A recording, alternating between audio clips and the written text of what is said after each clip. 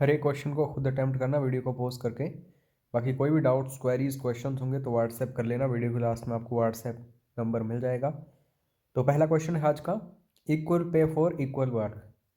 हिंदी में इसका मतलब होता है समान काम के लिए समान वेतन। Has been ensured in the Indian constitution as one of the, यानी कि भारतीय संविधान में ये चीज़ किस रूप में निहित है। तो कहाँ पे ये देखने को मिलता है हमें, समान काम के लिए समान वेतन। तो ये दोस्तों राज्य के नीति निर्देशक सिद्धांत जो है वहाँ पे देखने को मिलता है, भाग 4 है। और अनुच्छेद अलग अलग हैं इसके लिए, तो आप सभी को इसके बारे में पता होना चाहिए, एक आइडिया सा पता होना चाहिए। बाकी डीपीएसपी जो है इनके बारे में हम काफ़ी बार डिस्कशन कर चुके हैं, तो ज़्यादा टाइम इसमें वेस्ट करेंगे नहीं।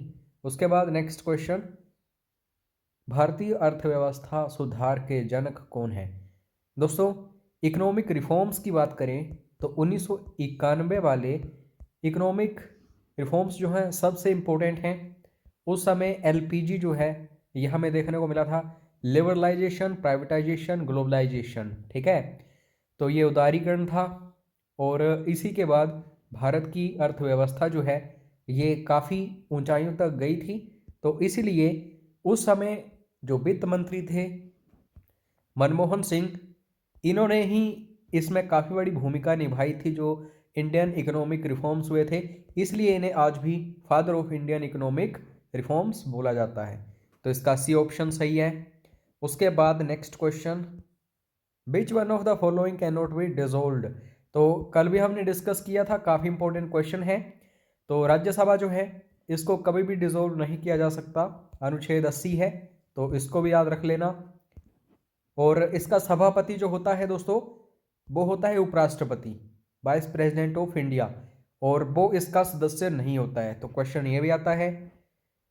उसके बाद एनडीसी, दोस्तों एक समय था जब प्लानिंग कमीशन था तो इसकी काफ़ी ज़्यादा वैल्यू होती थी एनडीसी की, नेशनल डेवलपमेंट काउंसिल या फिर राष्ट्रीय विकास परिषद। लेकिन क्वेश्चन ये आता है बार बार कि इसकी स्थापना कब हुई थी। तो बिल्कुल सही आंसर है इसका 1952। कमेंट करके फटाफट बताओ प्लानिंग कमीशन जो है इसकी स्थापना कब हुई थी। अब नेक्स्ट क्वेश्चन जो है इंपॉर्टेंट है और इतने ज़्यादा फैक्ट्स आपको बताऊंगा कि दोस्तों अगर इन फ्यूचर कभी भी इसी से रिलेटेड क्वेश्चन बनता है तो आसानी से कवर हो जाएगा। भारत में कौन सा राज्य सबसे कम आबादी वाला है। तो 4 ऑप्शंस आपके सामने हैं। बिल्कुल सही आंसर है सिक्किम। दोस्तों सिक्किम की जो जनसंख्या है 2011 जनगणना के अनुसार लगभग 6-7 लाख के आसपास है, काफ़ी कम है। और 32 विधानसभा की सीटें हैं, तो आप एक्सपेक्ट कर सकते हैं कितनी कम इसकी जनसंख्या है और कितना छोटा ये राज्य है जनसंख्या के हिसाब से। बाकी दोस्तों इससे रिलेटेड क्वेश्चन क्या क्या बन सकते हैं, एक तो सीएम और गवर्नर। तो सीएम जो है इनका नाम याद रखना, प्रेम सिंह तमांग गोले भी इनका एक निकनेम है, तो क्वेश्चन ये भी आता है। उसके बाद गवर्नर की बात करें तो आई थिंक गंगा प्रसाद हैं, एक बार चेक जरूर कर लेना। और इतिहास की तरफ बढ़ें तो इससे रिलेटेड क्वेश्चन आता है कि कौन सा संविधान संशोधन जो है इसके तहत सिक्किम को भारत के साथ मिलाया गया था। तो 36वां संविधान संशोधन था 1975, यह भी याद रख लेना, काफ़ी बार यहाँ से क्वेश्चंस आ चुके हैं। उसके बाद नेक्स्ट क्वेश्चन, किसी देश का जीवन स्तर किसके द्वारा निरूपित किया जाता है। अगर कोई भी देश है तो ये नहीं देखा जाएगा कि उसमें कितने पढ़े लिखे लोग रहते हैं या कितने अमीर लोग रहते हैं, ओवरऑल चीज़ें देखी जाती हैं। तो ये किस चीज़ से हम निरूपित करते हैं, तो इसका बिल्कुल सही आंसर होगा दोस्तों प्रति व्यक्ति आय, पर कैपिटा इनकम। इसमें टोटल जितनी भी इनकम है पूरे देश के जितने भी नागरिक हैं उसको डिवाइड किया जाता है जितने भी पॉपुलेशन है, जितनी भी जनसंख्या है। अब यहाँ पे सपोज करिए कि कोई देश है उसमें बहुत ज़्यादा अरबपति लोग रहते हैं, काफ़ी ज़्यादा धन उन्होंने इकट्ठा किया हुआ है, लेकिन उस देश की जनसंख्या इतनी ज़्यादा है कि गरीब लोग भी काफ़ी हैं। तो इस मामले में उस देश का थोड़ा सा स्तर जो है नीचे हो जाएगा, चाहे जो अरबपति हैं कितनी ही अच्छी लाइफ बिताते होंगे, लेकिन साथ में जो गरीब लोग रहते हैं उस देश में, उनकी वजह से इनका भी लेवल थोड़ा सा डाउन होता है। तो ये टोटली डिपेंड करता है कि किसी भी देश में चाहे कम ही लोग कमाएं, लेकिन सभी की आय बराबर हो, अच्छी हो। इंडिया की बात करें तो इसमें काफ़ी सारे अरबपति हैं, काफ़ी सारा पैसा कमाते हैं, लेकिन गरीबी भी काफ़ी ज़्यादा है। इसलिए पर कैपिटा इनकम इंडिया की काफ़ी कम है। कुछ एक देश ऐसे हैं जो चाहे उसमें इतने ज़्यादा अरबपति ना हो, फिर भी उनकी पर कैपिटा इनकम काफ़ी अच्छी है। उसके बाद ब्लू रेवोल्यूशन, हमीरपुर बोर्ड की तरफ जाओ, कोई भी क्वेश्चन पेपर चेक करो, एक क्वेश्चन क्रांतियों से रिलेटेड पक्का होता है, तो जरूर पढ़ के जाना। ब्लू रेवोल्यूशन जो है, नीली क्रांति जो है, ये मत्स्य उत्पादन से है, फिश प्रोडक्शन से है। और मिल्क प्रोडक्शन वाइट रेवोल्यूशन, बाकी ऑयल सीड प्रोडक्शन जो है येलो रेवोल्यूशन वगैरह, या फिर गोल्डन रेवोल्यूशन, इसको देख लेना। उसके बाद दोस्तों नेक्स्ट है, और ये कंसेप्ट बेस्ड क्वेश्चन है, बहुत ही ज़्यादा इंपॉर्टेंट है, ध्यान से सुनना जो भी मैं अब यहाँ पे बताने वाला हूँ। मुद्रा आपूर्ति कम करके मुद्रास्फीति संसाधन प्रक्रिया क्या कहलाती है? प्रोसेस, कैसी प्रोसेस? क्योरिंग इन्फ्लेशन, काफ़ी ज़्यादा महंगाई बढ़ चुकी है तो उसको अब सही करना है। By reducing money supply. अब यहाँ पे ये जो पॉइंट आया है बहुत ही ज़्यादा इंपॉर्टेंट है दोस्तों। जब भी महंगाई बढ़ती है उसको ठीक करना हो तो सरकार क्या करती है? मनी सप्लाई जो भी है उसको रिड्यूस कर देती है, कम कर देती है। अब इस चीज़ को देखो ध्यान से, बैंक में लोन लेना काफ़ी आसान है, ठीक है? तो हर एक इंसान लोन लेता है क्योंकि वहाँ पे जो ब्याज है काफ़ी कम उनको देना पड़ रहा है। तो जितना ज़्यादा लोगों के पास पैसा आएगा, गाड़ी खरीदेंगे, बंगला खरीदेंगे, और भी काफ़ी चीज़ें खरीदेंगे। लेकिन जब लोन्स वगैरह महंगे होंगे, उनको ब्याज ज़्यादा देना पड़ेगा, यानी कि रिड्यूस कर ली जाएगी मनी सप्लाई, तो वो ऑटोमेटिकली कुछ भी नहीं खरीदेंगे, ठीक है? तो इस तरीके से इन्फ्लेशन जो है इसको क्योर किया जाता है, और इस प्रोसेस को बोला जाता है डिसइन्फ्लेशन। तो इसको भी याद रख लेना।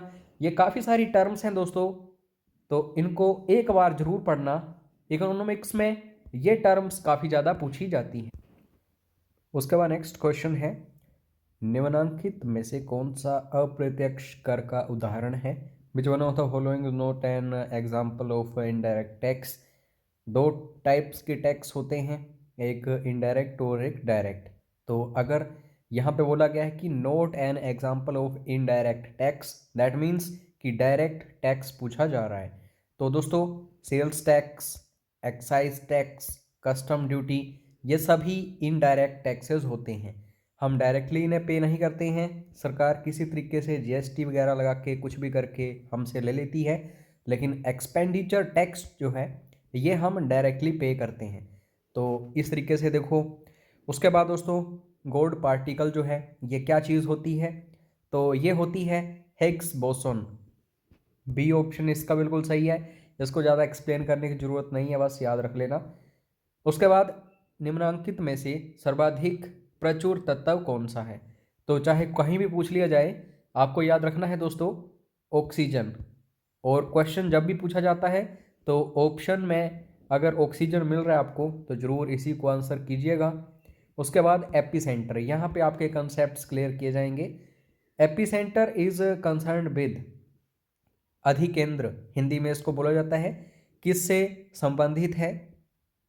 तो दोस्तों दो चीज़ें होती हैं, एक होता है एपी सेंटर और एक होता है हाइपोसेंटर। फिलहाल जान लो कि ये जो एपी सेंटर टर्म है ये किससे संबंधित है? भूकंप यानी कि अर्थक्वेक से।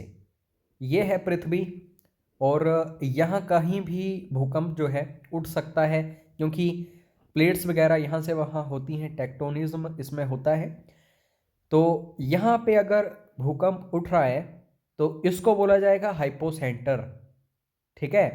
और ये वेव्स वगैरह ऊपर आती हैं धीरे धीरे। काफ़ी सारी क्वेश्चंस ये भी बनते हैं कि कौन सी वेव कहाँ नुकसान करती है एंड सोन। तो भूकंप को एक बार जरूर पढ़ लेना, क्वेश्चंस बनते हैं। तो ये है क्रस्ट, धरती। तो यहाँ पे जो दोस्तों हमें फील होता है भूकंप, ये होता है एपी सेंटर, ठीक है? तो बस यही क्वेश्चन यहाँ पे देखने को मिल रहा था कि एपिसेंटर क्या होता है, तो भूकंप से संबंधित होता है और ये कहाँ पे, धरती में हमें देखने को मिलता है। और जहाँ पे उत्पन्न होता है भूकंप उसको हाइपोसेंटर बोला जाता है। तो अब पजल नहीं होंगे आप, आशा करता हूँ। उसके बाद नेक्स्ट क्वेश्चन, विश्व का सर्वोच्च जलप्रपात कौन सा है? तो काफ़ी बार करवा चुका हूँ। हाईएस्ट वाटरफॉल कौन सा है पूरे वर्ल्ड में? तो ये है साल्टो एंजल्स फॉल्स। और कहाँ पे हमें देखने को मिलते हैं? तो ये वेनेजुएला में देखने को मिलते हैं। इंडिया की बात करूँ तो कंचिकल वाटरफॉल्स जो हैं ये कर्नाटका में है और सबसे ऊंचे हैं इंडिया में। तो क्वेश्चन ये भी बनता है। उसके बाद नेक्स्ट क्वेश्चन, ओजोन परत की अनुपस्थिति में कौन सी किरणें वायुमंडल में प्रवेश करेंगी? तो ये जो ओजोन परत है दोस्तों, ये वायुमंडल के स्ट्रेटोस्फीयर यानी कि समताप मंडल में देखने को मिलती है। और एक किरणें होती हैं सूर्य से आती हैं, अल्ट्रा वायलेट रेज।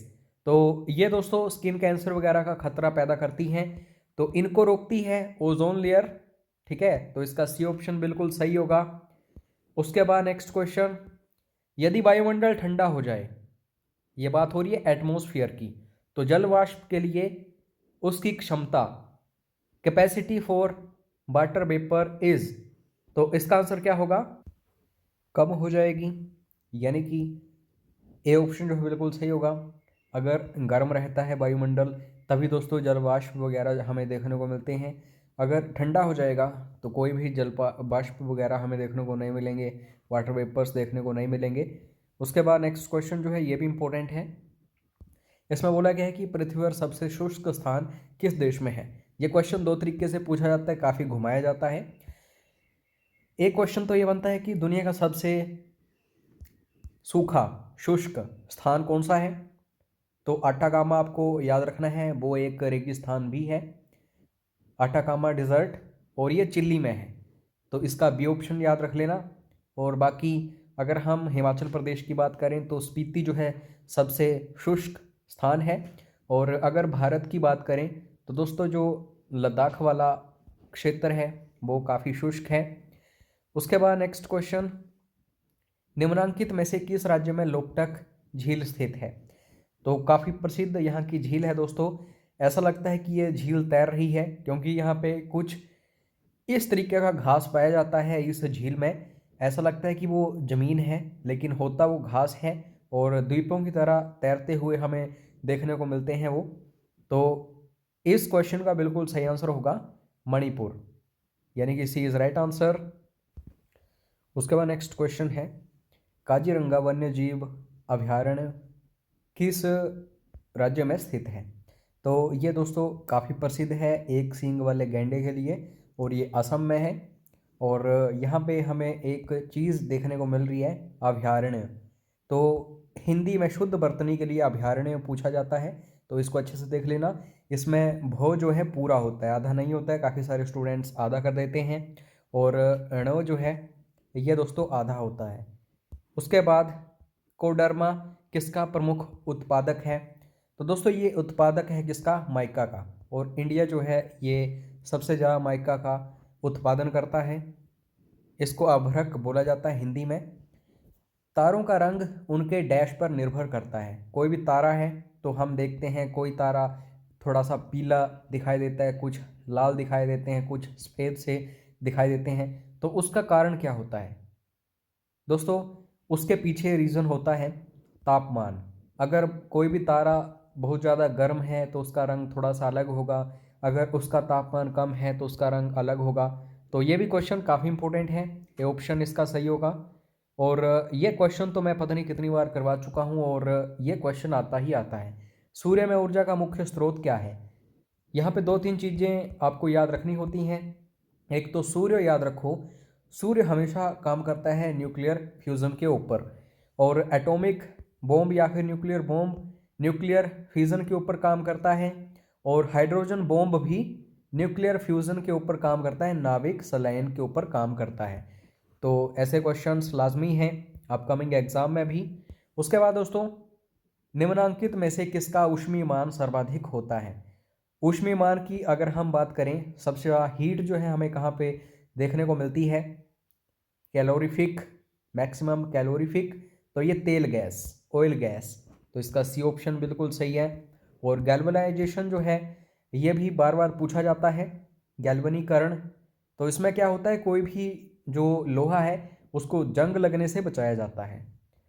तो यहाँ पे हम देख रहे हैं गैल्वनाइजेशन जो है इसमें जिंक की लेयर या फिर परत चढ़ाई जाती है लोहे को, आयरन को, तो इसका बी ऑप्शन बिल्कुल सही है। और ये भी इंपॉर्टेंट क्वेश्चन बनता है, थोड़ा सा कंसेप्ट बेस्ड क्वेश्चन है। आसमान नीला क्यों दिखाई देता है?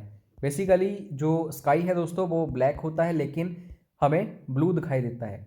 इसका कारण यह है कि पृथ्वी के ऊपर काफ़ी सारा हमें देखने को मिलता है पानी, या फिर हम बात करें कि 75% तक पानी ही है लगभग पृथ्वी पर, तो उसका फिर स्कैटरिंग होती है। स्कैटरिंग को प्रकीर्णन बोला जाता है हिंदी में, तो इसी कारण हमें पृथ्वी जो है नीली दिखाई देती है। अब स्कैटरिंग से मुझे याद आया कि हमारे देश का एक महान वैज्ञानिक रहा है, उनका नाम क्या है? सीवी रमन, ठीक है। तो 1930 में इन्होंने एक इफेक्ट दिया था स्कैटरिंग ऑफ लाइट, यानी कि स्कैटरिंग का इफेक्ट, तो इसी के लिए इन्हें नोबेल प्राइज मिला था 1930 ईस्वी में। तो इसको भी याद रख लेना, इंपॉर्टेंट है, यहाँ से भी क्वेश्चंस बनते हैं। जिस दिन इन्हें मिला था उसी दिन को भारत आज नेशनल साइंस डे के रूप में मनाता है। तो कमेंट करके फटाफट बताना कि भारत में नेशनल साइंस डे कब मनाया जाता है। ये आप सभी के लिए होमवर्क है। उसके बाद नेक्स्ट क्वेश्चन है डॉल्फिन्स। दोस्तों अगर पूरी दुनिया में सबसे ज़्यादा दिमाग तेज किसी का है तो वो होती हैं डॉल्फिन्स। डॉल्फिन को किसमें वर्गीकृत किया जाता है? तो काफ़ी सारी प्रजातियां होती हैं जो अंडे देती हैं, कुछ एक प्रजातियां होती हैं जो दूध पिलाती हैं अपने बच्चों को। तो ये जो डॉल्फिन्स हैं ये भी मम्मल में ही, यानी कि स्तनधारी में ही एडेड हैं। तो इसको भी याद रखना, काफ़ी सारे स्टूडेंट्स पजल होते हैं इसमें। दोस्तों टीजीटी कमीशन एग्ज़ाम के लिए फ्री ऑफ कॉस्ट आपको स्टडी मटेरियल मिल रहा है, तो आप व्हाट्सएप करके ज़रूर ले लेना स्टडी मटेरियल, आपको काफ़ी कुछ मिलेगा यहाँ पे। मिलते हैं नेक्स्ट वीडियो में, तब तक चैनल को सब्सक्राइब करके बेल आइकन प्रेस कर लेना। जय हिंद, जय हिमाचल।